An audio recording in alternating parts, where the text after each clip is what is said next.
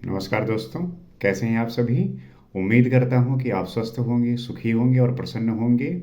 जैसा कि हम श्रीमद् भागवत गीता पे बात करते हैं, चर्चा करते हैं और जानने का प्रयास करते हैं कि इसमें वो बातें हैं जिससे आप अपने जीवन में उसका उपयोग करते हुए अपने निर्णयों में और यही सांसारिक जीवन जीते हुए किस प्रकार से आप किसी भी विषय वस्तु के प्रति ना आकर्षित होकर इस समाज के प्रति क्या कंट्रीब्यूट कर सकते हैं, क्या उनके लिए फ़ायदा पहुंचा सकते हैं जिससे हमारा देश एक ग्रेट नेशन बन सके, एक उस स्तर का हो सके जहां पे हम किसी भी देश में वो हक कह लीजिए या कह लीजिए कि जिस तरीके से देखे, क्योंकि हमारी जो इंटेलेक्चुअलिटी है वही जो है प्रदर्शित होगी बाहर, जो हम प्रदर्शित करेंगे, जो शो करेंगे। क्योंकि कोई किसी भी देश देश की मार्केट हो या लोग हो, वही जो है डिसाइड करते हैं कि वो कंट्री कैसी है। जैसे आप जब कहीं बाहर जाएंगे या अन्य देशों के लोगों से मिलेंगे, तब आपको वो इस बात से जज करेंगे कि आप कितने इंटेलेक्चुअल हैं, आप कितने चीज़ों को लेके समझदार हैं, क्योंकि वही बातें डिसाइड करती हैं। आप साधारणतया अपने यहाँ किसी भी तरीके से रह सकते हैं, देख सकते हैं, सुन सकते हैं, खा पी सकते हैं, परंतु जब आप जैसे आप ही जो है आपके समाज में ही आप दूसरे लोगों से मिलते हैं, तो जो आपको जानते नहीं वो आपको कई चीज़ों पे जज करते हैं, आपके कपड़ों पे, आपके खान पान पे, रहन सहन पे, कैसे बात करते हैं, कैसे आप बिहेव करते हैं, उस सब पे जज करते हैं। तो उसी प्रकार, लेकिन अगर इस चीज़ को हम इंडिविजुअलिटी लेवल पे देखते हैं, लेकिन अगर एक बड़ी संख्या को मिलाकर देखें, तो वहाँ पे इस बात को हम तभी समझ सकते हैं, जान सकते हैं कि वो जो लार्ज ग्रुप ऑफ पीपल हैं वो कैसे जो है एक रिप्रेजेंट करेंगे किसी स्टेट को, कंट्री को। तो ये बात आवश्यक है कि हर एक व्यक्ति को इससे अवेयर होने की आवश्यकता है और इसे जानने की आवश्यकता है। तो एक समझ, एक विचार जिसमें आप में क्लियरिटी हो, डाउट ना हो, शंका ना हो, तो उसमें जो है श्रीमद् भागवत गीता मदद करती है, हेल्प करती है, जिसको हम समझकर, पढ़कर, जानकर, देखकर, सुनकर ये जो है विकसित कर सकते हैं। तो जैसा कि हम जानने का प्रयास करते हैं और देखते हैं कि किस प्रकार से जो है ये चीज़ें होती हैं। तो जैसा कि हमने पिछले एपिसोड में ये जाना, समझा कि किस प्रकार से जो चीज़ें हैं वो होती हैं, और अब हम आगे एपिसोड में उसी को जानेंगे और समझने का प्रयास करेंगे। तो कहते हैं, अव्यक्तम व्यक्तिम आपन्नम मन्यन्ते माम बुद्धया परम भाव भावम जनंतो ममा अव्ययमन उत्तमम।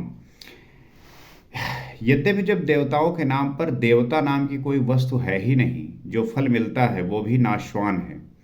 जैसा कि हम पिछले एपिसोड में ही समझे कि किस प्रकार से हम एक गलत देवता को जो है एक दूसरे देवताओं को पूछते हैं, परंतु जो वस्तुतः हमें जानना है, जो प्राप्त करना है, वो कौन है। तो यद्यपि जब हम देवताओं के नाम पर देवता नाम की कोई वस्तु है ही नहीं, जो फल मिलता है वो भी नाशवान है, फिर भी सब लोग मेरा भजन नहीं करते, क्योंकि बुद्धिहीन पुरुष, जैसा पिछले श्लोक में आया कि कामनाओं द्वारा जिनका ज्ञान अपहत हो गया है, वो मेरे सर्वोत्तम, अविनाशी और परम प्रभाव को भली प्रकार नहीं जानते। श्री कृष्ण आप यहाँ पे ये बात क्लियर कर रहे हैं कि बहुत ऐसे लोग होते हैं जो देवताओं के नाम पर देवता नाम की कोई वस्तु है नहीं, और उसका जो फल मिलता है वो भी नाशवान है, फिर भी जो है सब लोग मेरा भजन नहीं करते। क्यों? क्योंकि वो बुद्धिमान पुरुष जो है, वो व्यक्ति जो है, कामनाओं से ग्रसित होने के कारण वो ज्ञान जो है खो बैठते हैं, और जिसके परिणाम स्वरूप जो मेरा सर्वोत्तम, अविनाशी और परम प्रभाव है उसको भली प्रकार जान भी नहीं पाते। तो इसलिए वो मुझ अव्यक्त पुरुष को व्यक्ति भाव को प्राप्त हुआ मानते हैं, मनुष्य मानते हैं।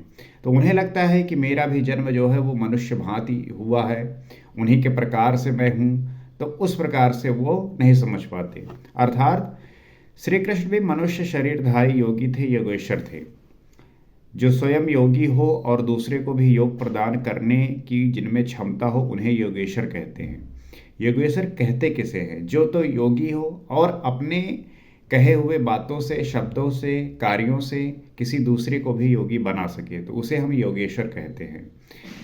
तो वो स्वयं तो वही बात है कि श्री कृष्ण ने जो अवतार लिया वो मनुष्य शरीरधारी था। तो साधना के सही दौर में पढ़कर क्रमशः उत्थान होते होते महापुरुष भी उसी परम भाव में स्थित हो जाते हैं। तो जब कोई व्यक्ति साधना करता है और सही दौर में पढ़ के क्रमशः उसका जो है उत्थान होता है, और होते होते वो जो महापुरुष होता है उसी परम भाव में स्थित हो जाता है जिसमें ईश्वर होता है, जिसमें वो है। तो शरीरधारी होते हुए भी वो उसी अव्यक्त स्वरूप में स्थित हो जाते हैं। शरीर है उसके बावजूद भी वो उस अव्यक्त स्वरूप में स्थित हो जाते हैं, अर्थात उनका जो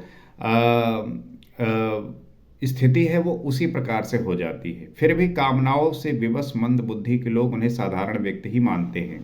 सबसे बड़ी समस्या यही होती है कि जो साधारण मंद बुद्धि के लोग होते हैं, कामनाओं से जो विवश हैं, वो लोग भी जो है उन्हें साधारण व्यक्ति ही मानते हैं, क्योंकि उन्हें इस बात का एहसास नहीं होता, समझ नहीं होती कि जो वो बातें कर रहे हैं, वो जो जी रहे हैं, उनमें उनकी इतनी समझ है, वो उस प्रकार के योगी हैं कि उनसे, और अब वो अपना जो है कंपैरिजन करने लगते हैं कि ये भी तो मेरे जैसे ही हैं।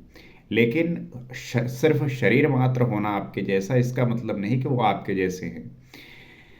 तो वे सोचते हैं कि हमारी ही तरह तो ये पैदा हुए हैं, भगवान कैसे हो सकते हैं।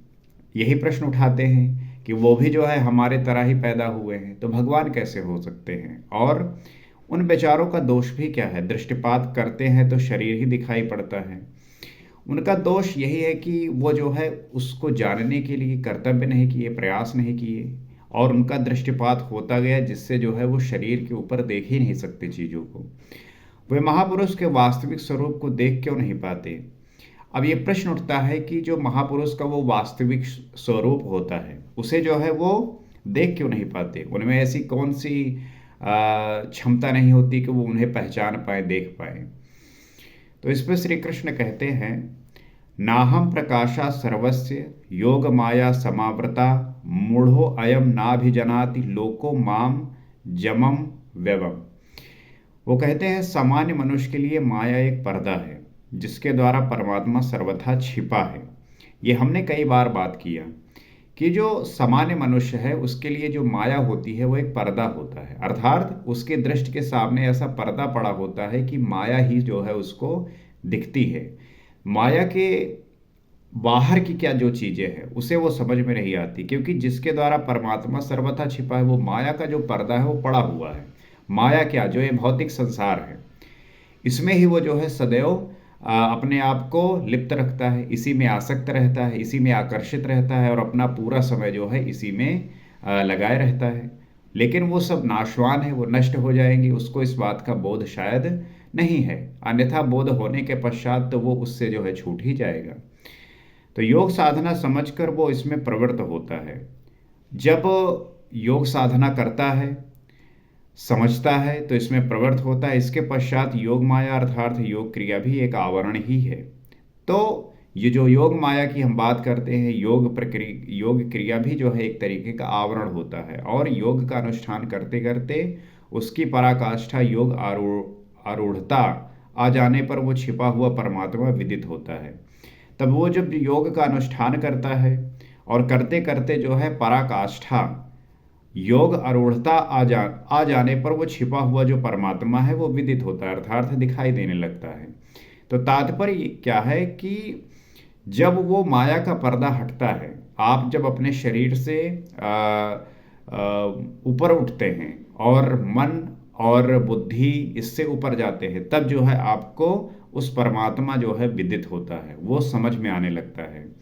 और योगेश्वर इस पे कहते हैं कि मैं अपनी योग माया से ढका हुआ हूँ। वो अक्सर यही बात प्रकट करते हैं कि मैं अपनी योग माया से ढका रहता हूँ, और केवल योग के परिपक्व आस्था वाले ही मुझे यथार्थ देख पाते हैं।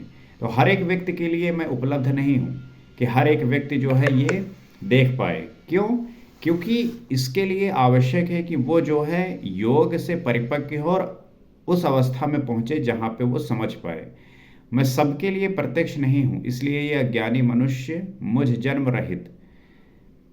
तो जो ये अज्ञानी लोग हैं, जो मूढ़ बुद्धि वाले हैं, वो यही समझते हैं कि मेरा भी जन्म जो है उन्हीं के तरह हुआ है और जिनका नाश नहीं होना है, अर्थात मनुष्य मुझे जन्म रहित, जिसे अब जन्म नहीं लेना है, अविनाशी जिसका नाश नहीं होना, अव्यक्त स्वरूप जिसे पुनः व्यक्त नहीं होना को नहीं जानता।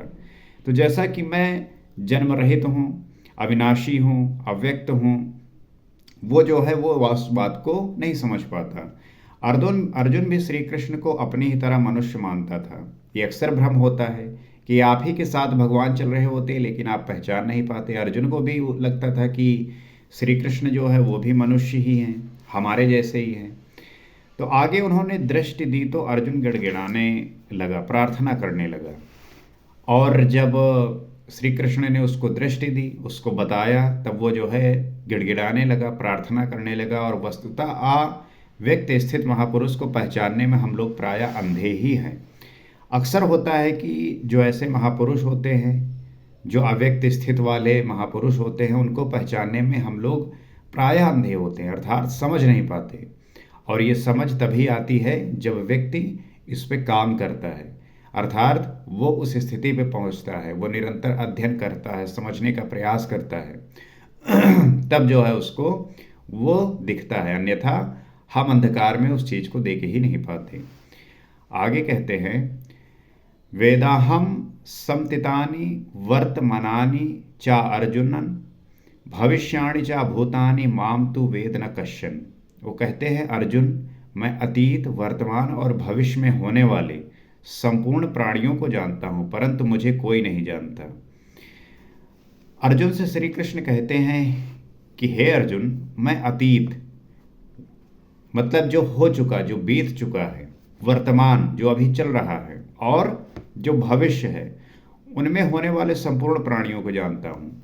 जो सारे प्राणी जा चुके हैं, जिनका स्वर्गवास हो चुका है, अर्थात जो मर चुके हैं, जो अभी जिंदा है, जो आने वाले हैं, मैं संपूर्ण प्राणियों को जानता हूँ, लेकिन मुझे कोई नहीं जानता।